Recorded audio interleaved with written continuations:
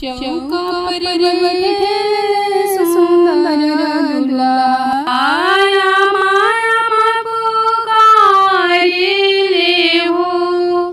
चौका पर बैठे ले आमा पापा जी तकनी आती देरा तदलो नाही साजी ना हो। आमा चाचा साहिब कनी आती देरा तदलो नाही साजी ना हो। दिन भर के भूखला सुंदर सुभावा मुहावा सुखाइल हुई है हो। दिन भर के भूखला सुंदर सुभावा मुहावा सुखाइल हुई है हो। आमा खोजत हुई है हमारो जे बाट पापा साहेब देर कैनी हो।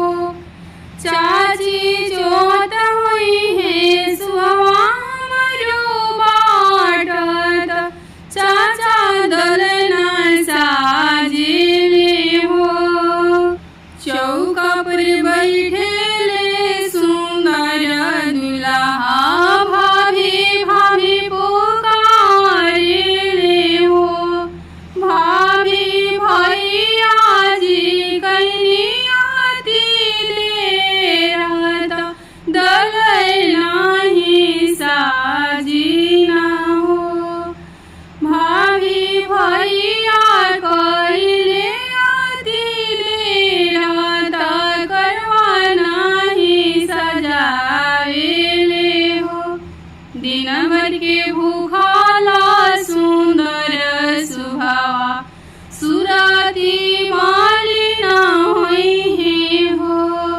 भाभी खोजत हुई है हमारो जी बाट भैया दलना साजिले हो।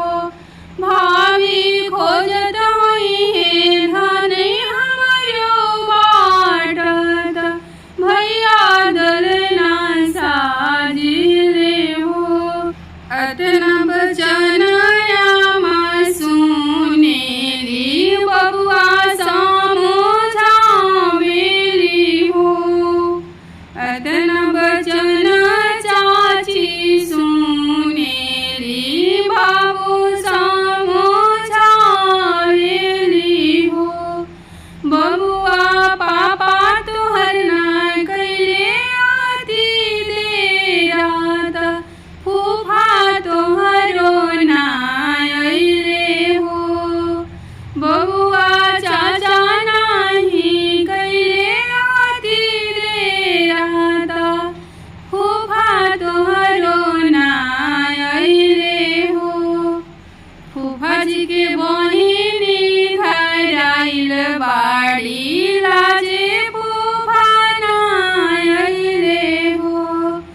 फूफा जी के बहिनी फरार बाड़ी लाजे फूफा ना अइले हो। बबुआ ना अइले फूफा हो कौन फूफा की दलवा सजिहानी हो।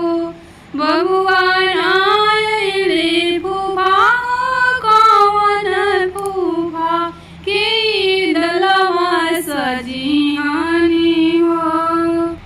अतना बचन भाभी सुनेली देवर समझावेली हो। बबुआ भैया नाही कैले आती देरा जी जाना आवेले हो।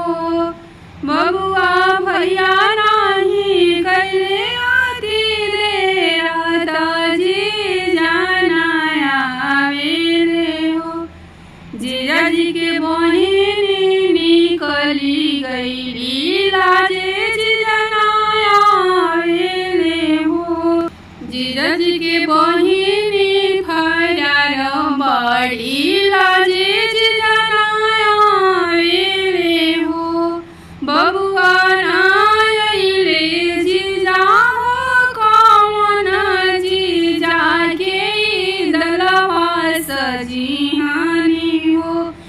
बबुआ